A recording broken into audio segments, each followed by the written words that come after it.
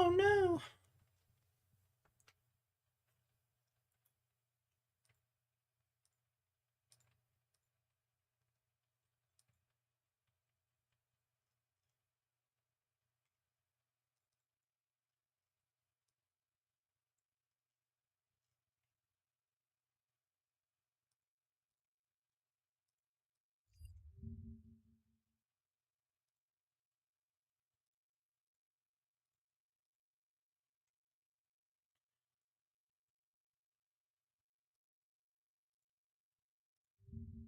Hey everybody, we're back at. Oops. Didn't mean to do that.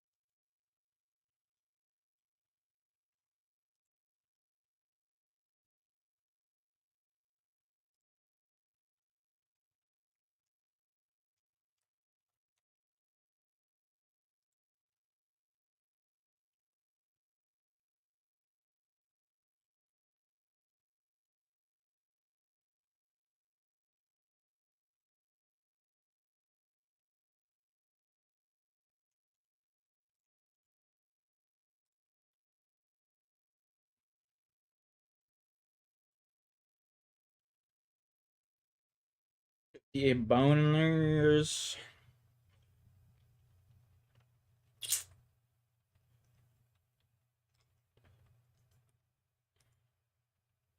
$2,000 for those. How much are these? 1,700. Yeah, we definitely know which one we're taking for sure. 2,200. Damn.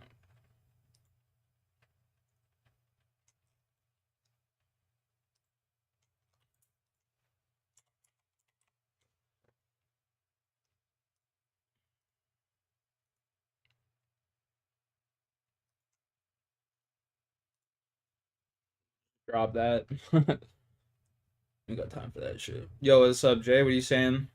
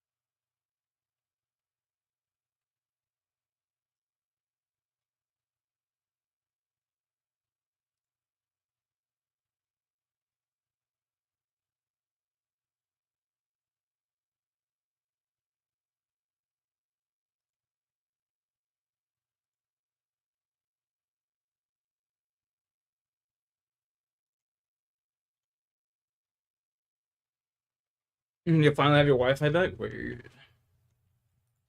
Weird. It's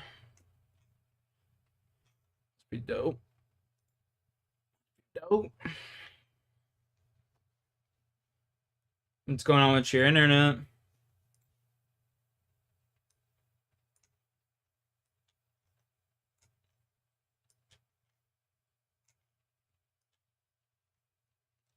going on with the internet, brother?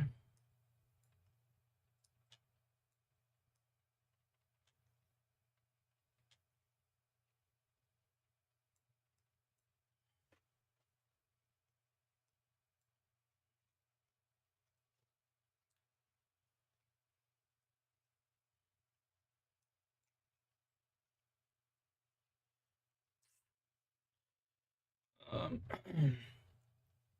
Damn.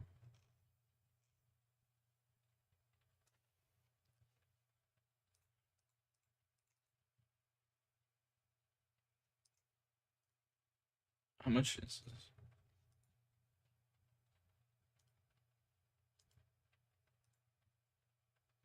$7 million worth of anglers? Damn, boy.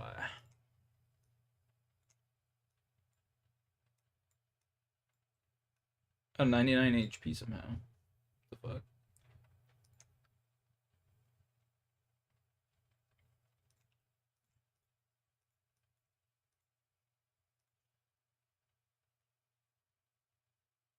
Up to 206, you hella famous now? Sheesh, let's go. My boy over here famous as hell.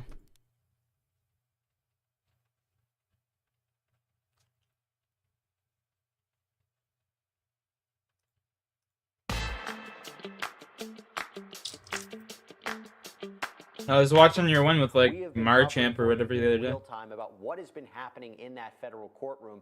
It was the issue of bail, now being heard by Judge Arun Subramanian. This is the first time this judge has heard this issue after Sean Combs has been denied bail on 2 separate occasions. And it seems, based on the arguments put forward by the defense and also put by the prosecution, famous and got the BBC. You already know, bro.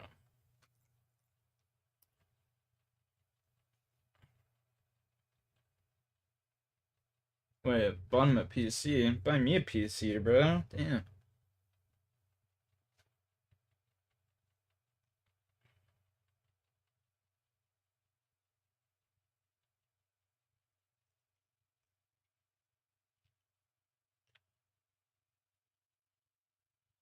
Pumped out Justin Bieber.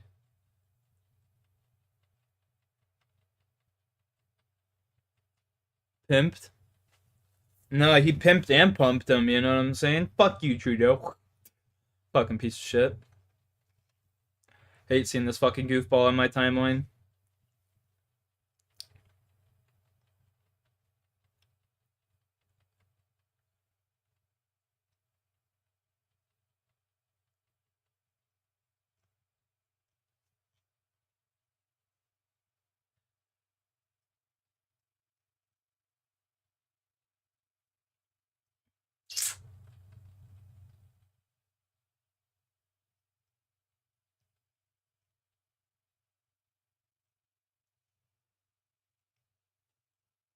The man got pimped and pumped. You ever hear about the egg test? Jayski, you ever hear about that shit?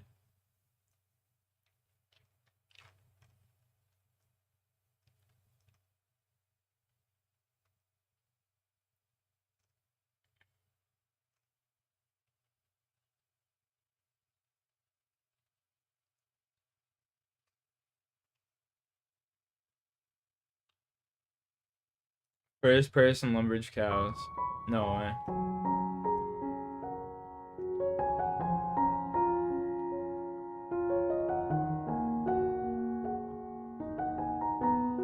First person OSRS. That's crazy. Yo. Yo.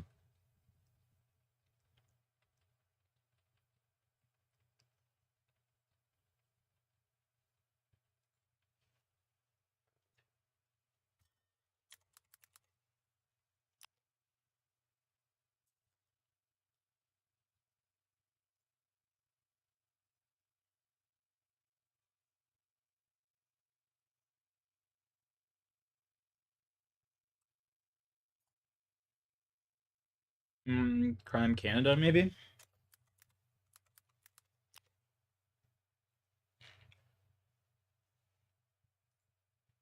According to Isaac Newton, what goes up must come down. We beg to differ. Now get this great offer on eligible 2024 Bronco family models. In 2021, police in Europe caught thousands of criminals who had been communicating using SkyECC, encrypted phones designed in Canada and marketed as uncrackable. But police managed to tap into the company's servers in France and for nearly 2 years intercepted and decrypted 1 billion messages, including those from criminals. These criminals really thought law enforcement will never. Police sent each other text messages and pictures of piles of money, drugs, weapons, kidnappings, and even assassination plots. Over 5,000 criminals have been convicted in Europe and in Or thoughts. to sell its product. We CC. None of the bodies were CC. Hey, look at these two. None of the bodies were ever found. Means their victims, and they would throw then to the Danube River. Sky Global says it expected distributors to follow the terms of service, preventing them from knowingly selling to criminals. I would submit to you, it's not to do. How do you know they're a criminal, though? You don't just sit there and be like, and we know, yo, you're gonna use this for illegal activity? Like, in 2021, there's no way to know. What's the game plan? I was just gonna kill some Vorkath, bro. Try and get some moolah. I rented my buddy's Dragon Hunter crossbow. So I got paid his motherfucker back. You know what I'm saying? Rocky? My guy? What's up, dude?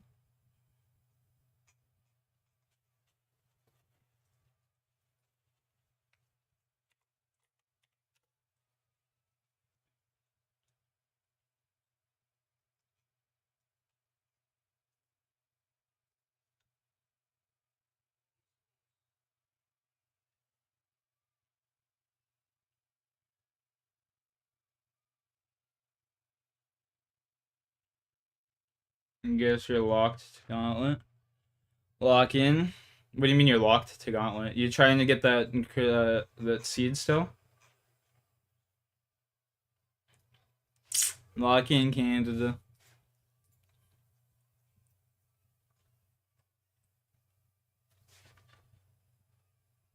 I gotta hear For 3 this. decades before my election, drug overdose deaths increased every single year. 6 armor seeds? Jesus. Under my leadership, we took the drug and fentanyl crisis head on, and we achieved the first reduction in overdose deaths in more than 30 years. I also proudly signed the Support Act, the largest investment ever in combating the opioid epidemic. Sadly, under Joe Biden, our hard-won progress has been surrendered along with the surrender of our southern border. It's such a shame. Now fentanyl and other... We did see this? I feel like we didn't see this. I feel like we did not. No, this was his opening speech when he was president. I remember this actually very vividly. We have seen that for sure.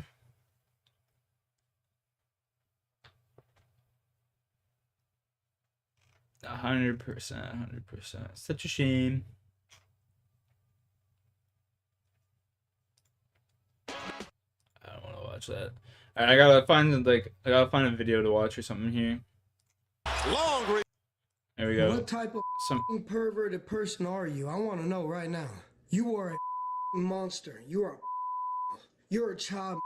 God preaches forgiveness, man. Yeah, I'm gonna preach forgiveness when I put my hands around your throat, you stupid mother. No, you don't get you dumb.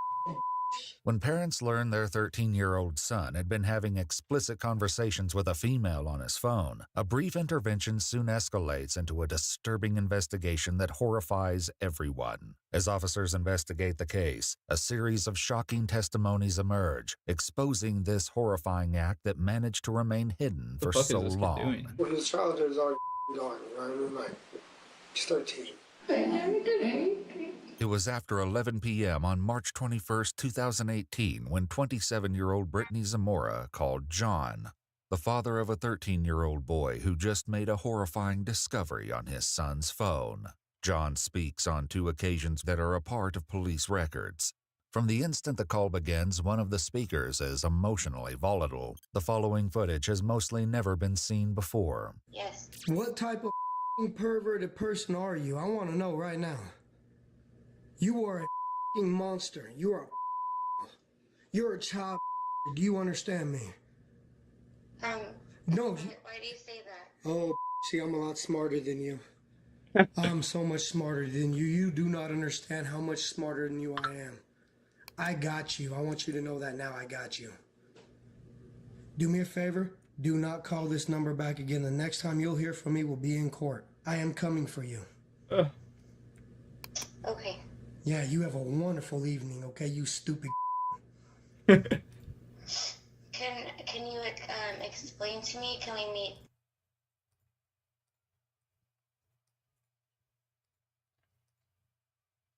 What the fuck? Yo, that's actually creepy as shit.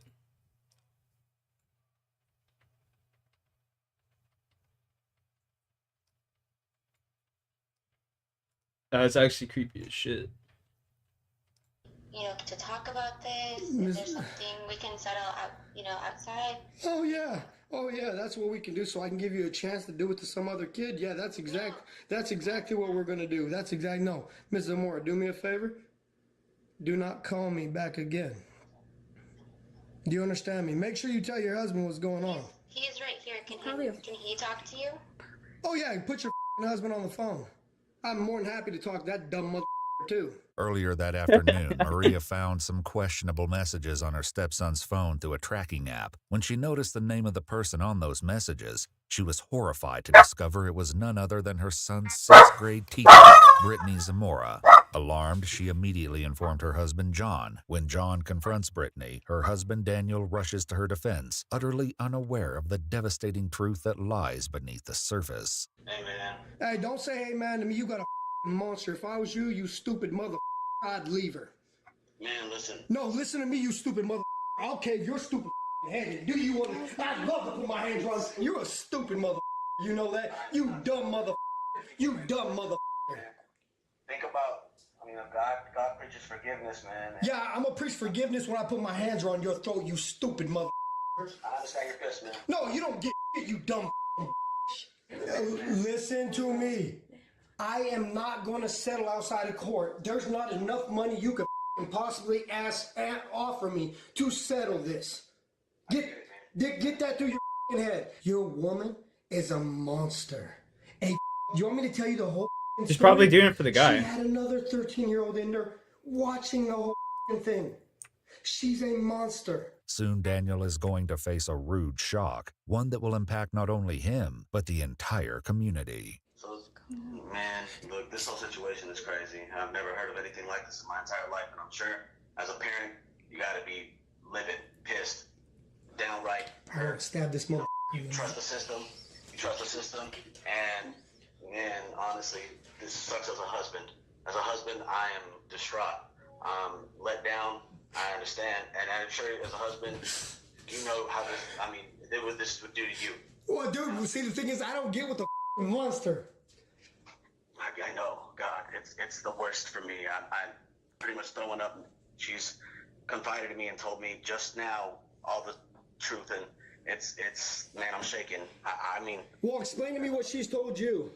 As a man, I can't really. No, I want to know. You said she confided in you. Let me know what she told you so I can tell you she told you everything. Let me know if she told you everything. Yo, she sure as fuck did. Nuts and talk to me like a man. What the did she tell you she nuts. did to a 13-year-old boy?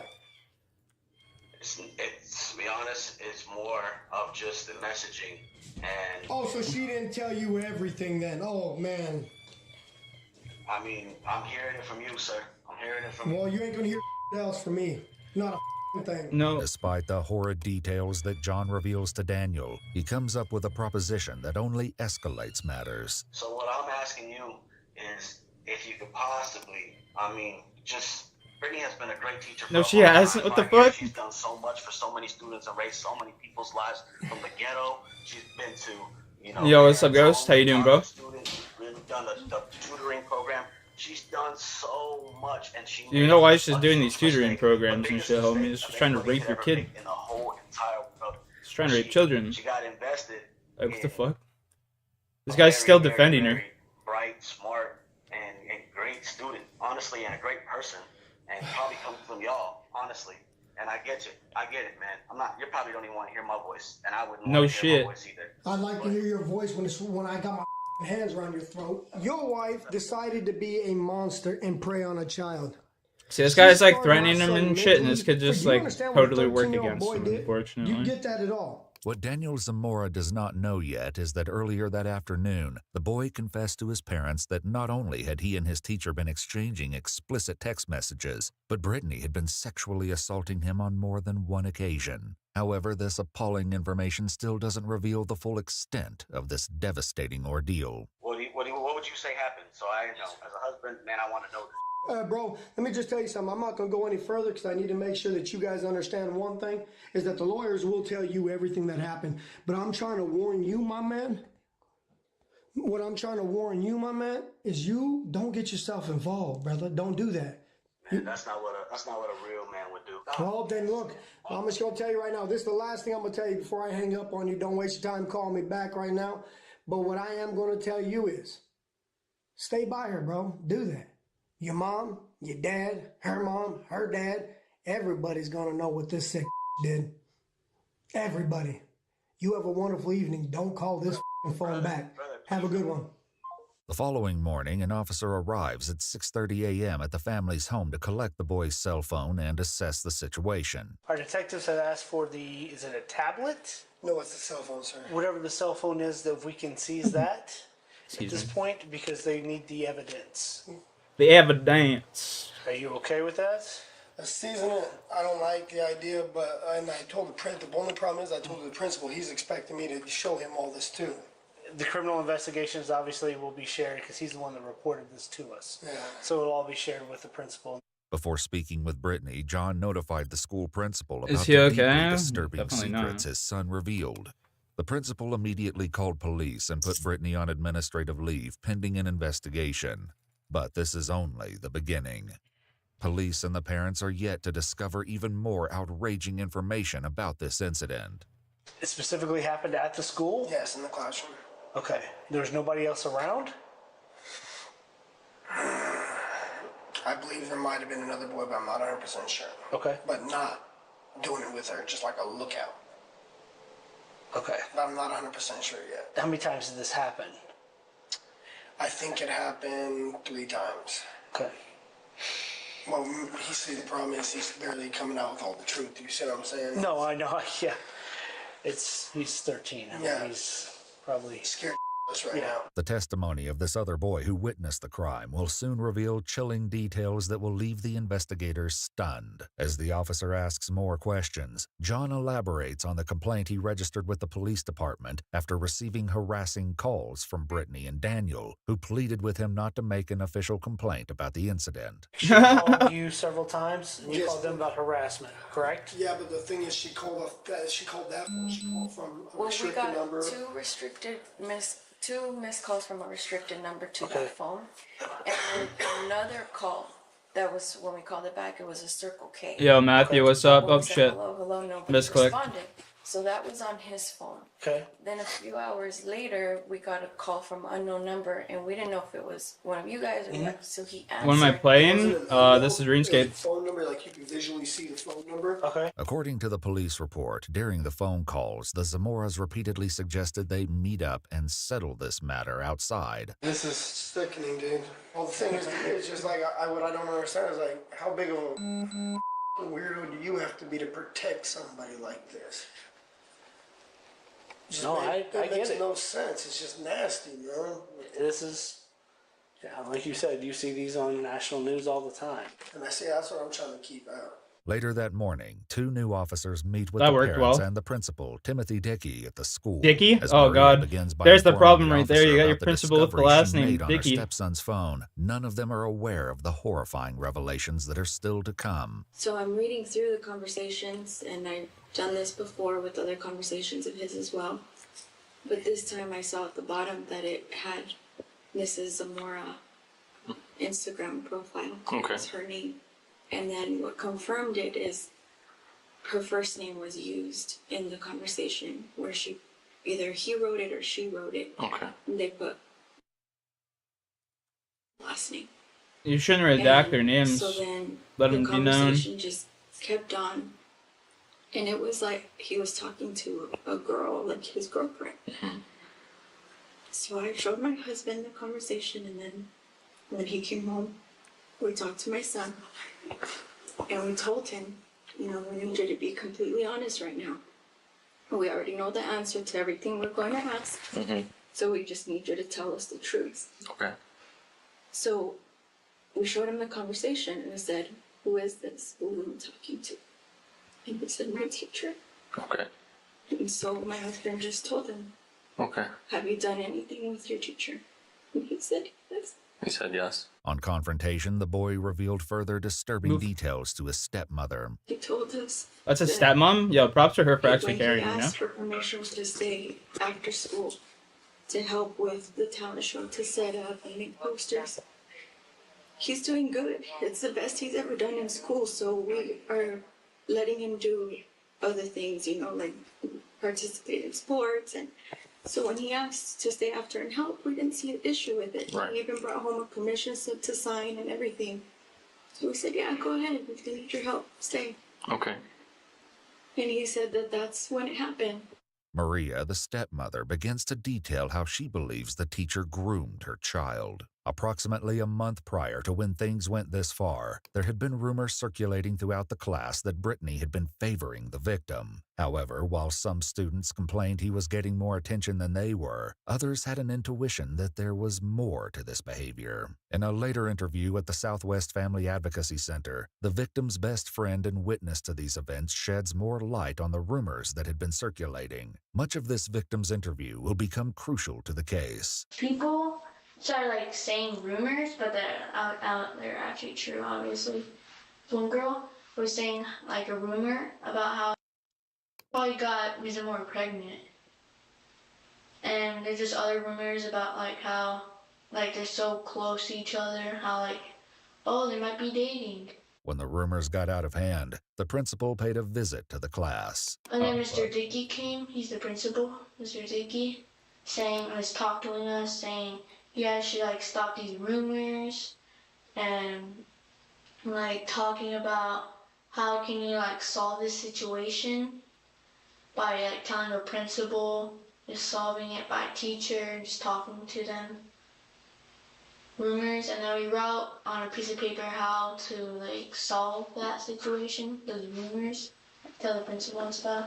The way we actually confirmed it, I told my son, you're going to Texas. I'm sorry to use this language, you guys want the truth. And I said, you're going to trap her. You're going to make her tell me everything through these messages, and that phone has everything you need to know on that. Everything. We took screenshots because I can show you right now what the messages say if any of you guys have the stomach to freaking read it. Understandably upset by such a despicable crime affecting their son, the parents' emotions overflow into grief, but they're still unaware that this is only the beginning of even darker revelations yet to come. Yeah, it's His crazy. childhood is already gone, right? I mean, like, he's 13. I'm sorry. Okay. You take a moment, please.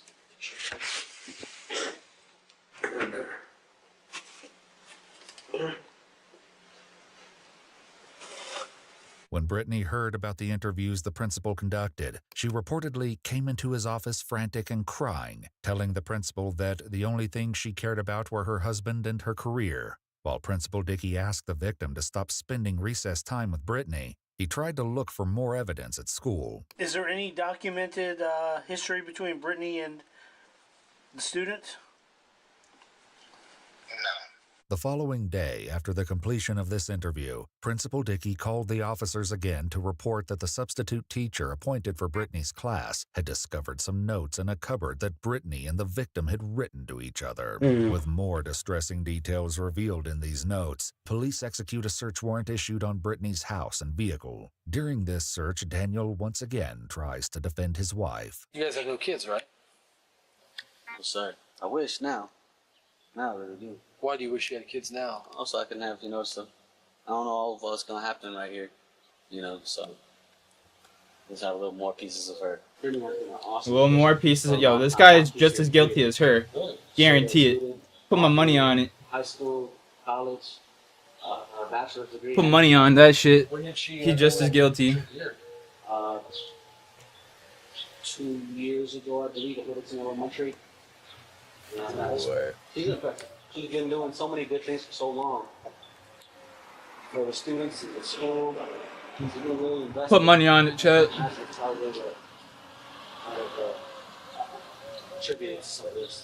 Just really gonna invest it all on her.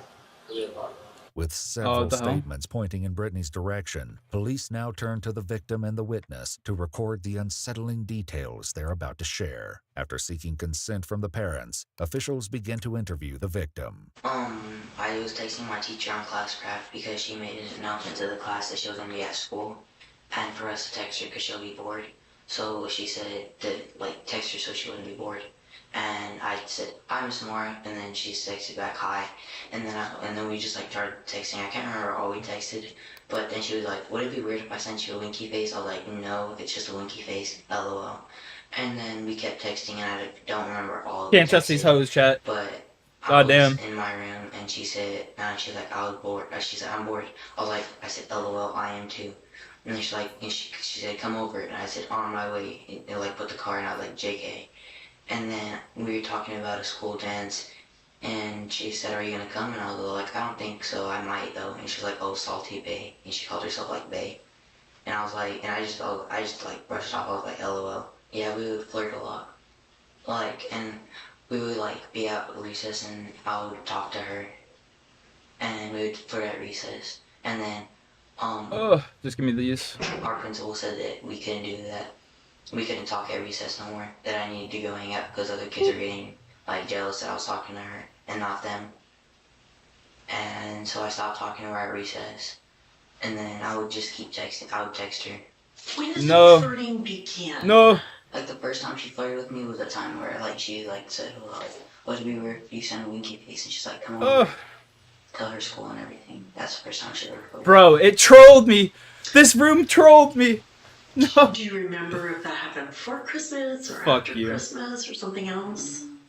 I just What a think it was troll. because she said that it would suck for Christmas break because she wouldn't be able to see me. This fucking guy legitimately trolled me with that shit. The victim continues to describe how things escalated from there when he snuck out from his grandparents' home to meet with Brittany one night, and it was far more disturbing than anyone ever predicted. Hey, it's Laura.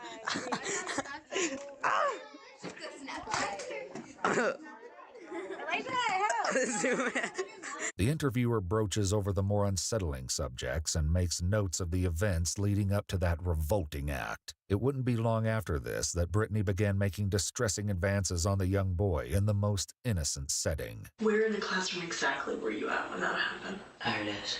At her desk. Is there another time that something happened? Yeah, she's done that a couple times, but I can't remember every time. That was just the first time. As the 11-year-old witness begins his interview, it is tragically obvious that given his age, he does not understand everything that he has witnessed. I was one of the witnesses, or one of the people that saw Ms. Zamora and my friend. One night, I wasn't there though. He told me that, because he was at his grandparents' house, and he snuck out at 12 or 11, and he went in the car like 3 weeks ago or a month ago. Did you see them text her? Did you see with your own eyes them texting every day? Yeah, he did show me messages, and he said, "Oh, me and Jamar are texting." Yeah, so I saw it with my own eyes. So tell me everything about the messages. What did they say? They were just flirting. So what do you mean they were flirting? They're texting dirty stuff. On Instagram, they text dirty stuff. And then every day, Ms. Moore and messages, so no one will catch them texting, because isn't supposed to text Ms. Moore. So, and then when her mom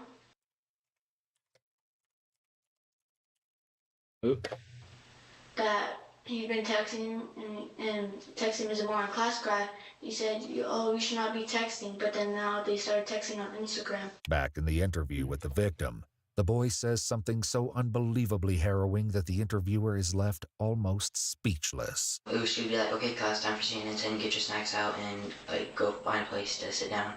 And then I would I wouldn't really ever bring a snack. I would just like go up there and I'd press play and I would like put my hand behind the chair and that's when I do that. And then she'll like stand behind me.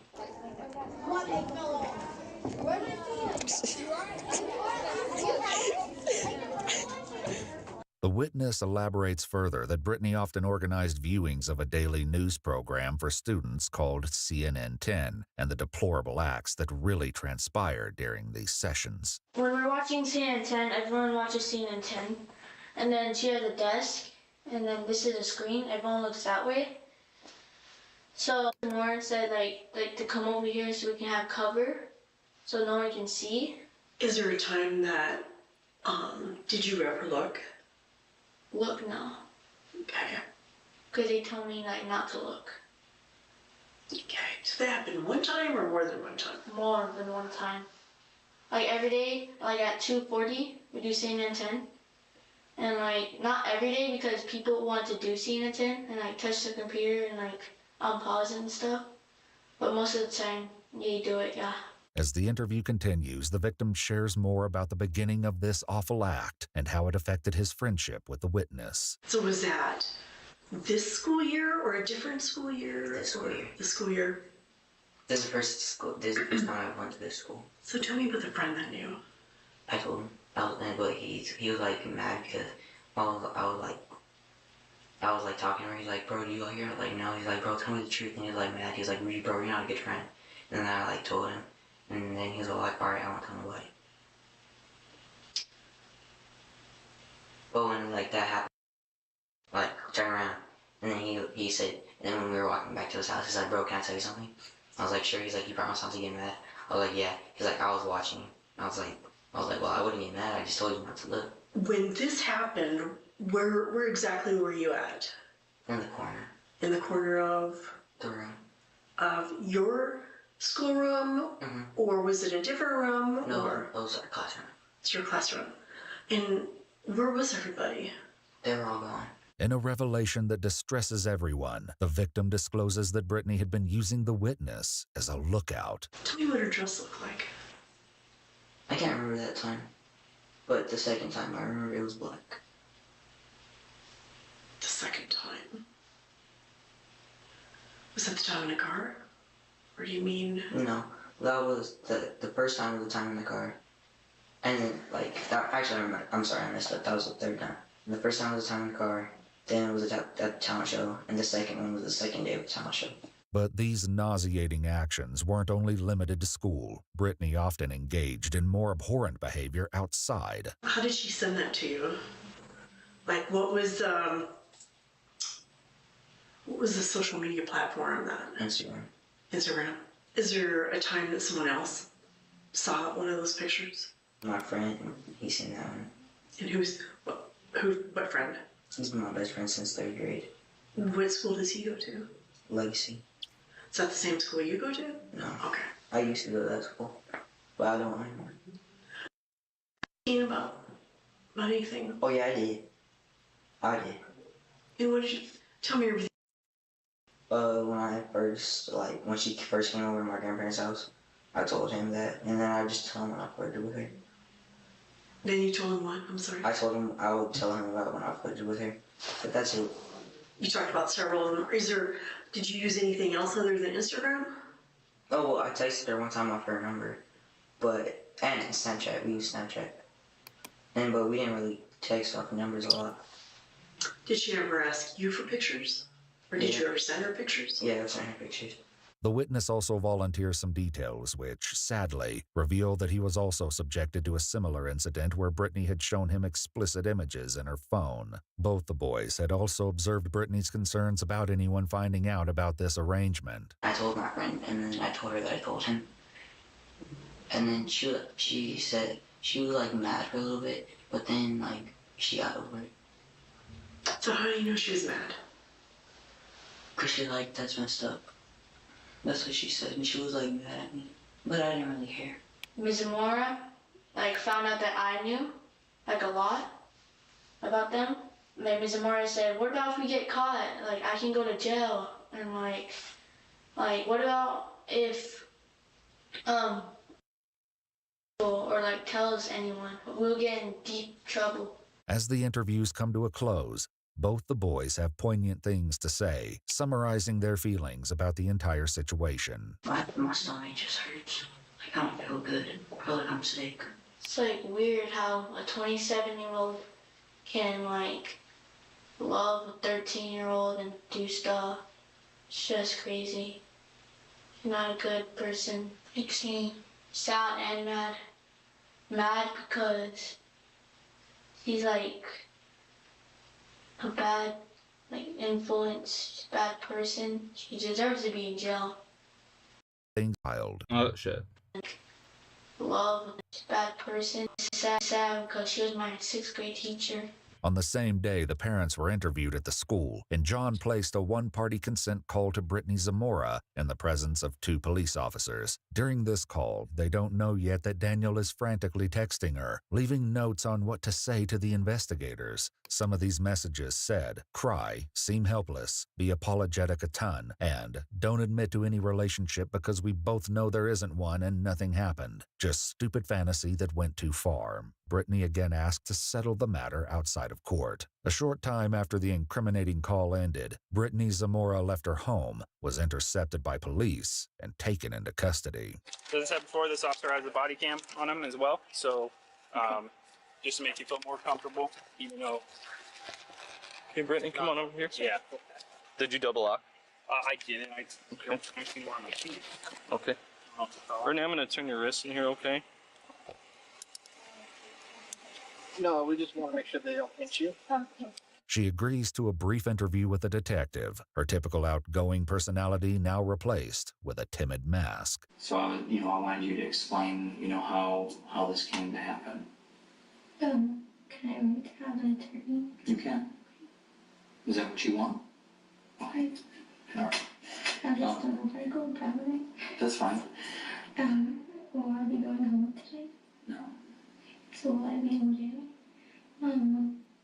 Do these type of things happen in public?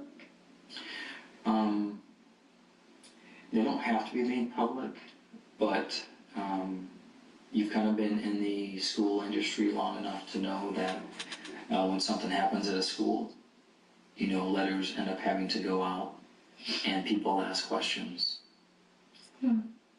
Well, hypothetically speaking, what is the typical, consequence? I don't know. It varies. I can't give you. I know. I can't give you a black and white answer to that. They take a lot of things into consideration. I never did anything. So. I'm sorry. That's okay. What are the next steps? The next step is basically you do go to jail tonight. I submit some paperwork. I'm little. They're gonna tear me apart. Well, if you have problems with somebody, you can voice that to somebody, okay? The reality of the consequences she's about to face begins to finally settle in. I am the best husband in the world. Okay. What's that? On July 12, 2019, Zamora entered a guilty plea to a Class 2 felony of sexual conduct with a minor, a Class 3 felony of attempted molestation of a child, and a Class 5 felony of public sexual indecency. She was sentenced to 20 years in the Department of Corrections in Arizona State Prison. She will be registered as a sex offender upon release and be on probation for the rest of her life. She also filed for divorce from Daniel while in jail. Let us be clear. The Silver Lake Salem Joint 1 School District takes this matter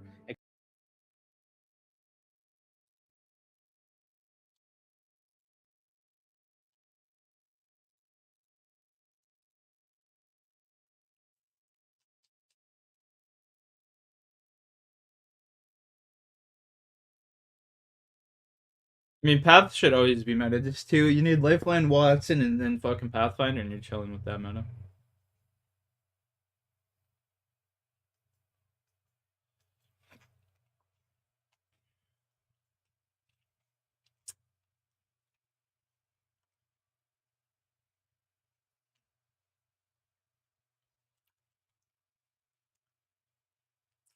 See how many KC I got here.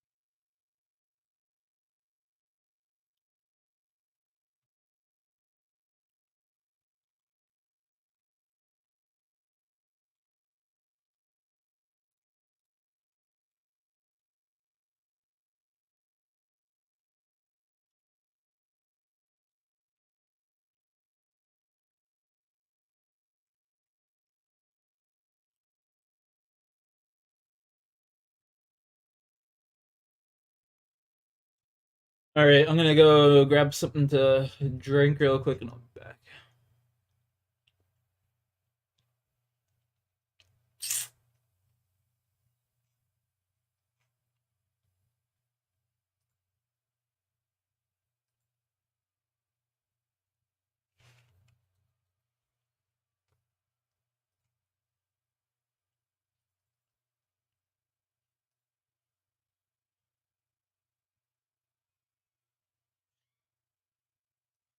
I'll be back in a second. Hey, Mom, Dad, Sam.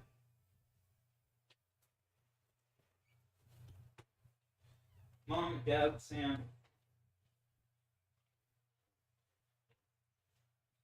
Mom, Dad, Sam.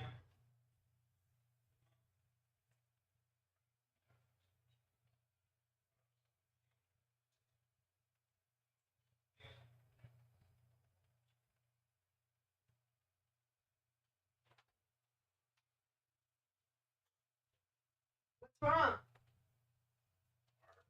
What's wrong? Well, let's go to the bathroom.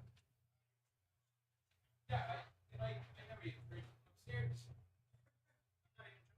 That's really what. You guys want to eat dinner? You want to eat dinner? Okay, well, if I ordered a pizza, you take us down and grab us dinner. Probably some pizza. Next Friday night. You okay? Oh, what?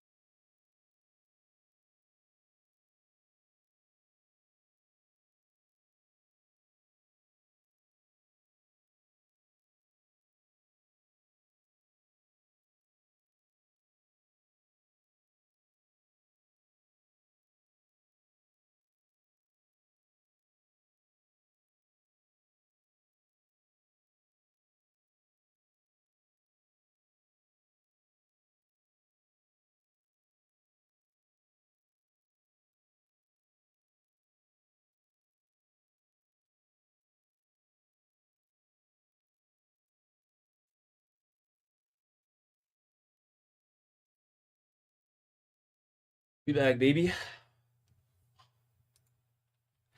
Yo, Trey, gay ass stream. I smacked it. Yo, you know what's sad? This fucking loser keeps coming back to my stream. That's how you know he's pathetic as fuck. That's how you know everything that we said and he took to heart and he knows it's true. That's how sad this fucking loser is. What a bum.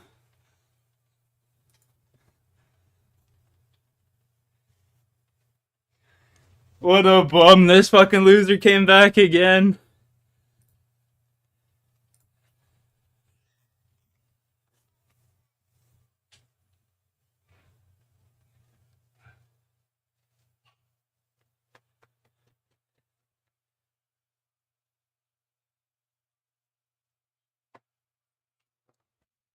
What a fucking bum. The Booty Bandit back again. Chrissy's back.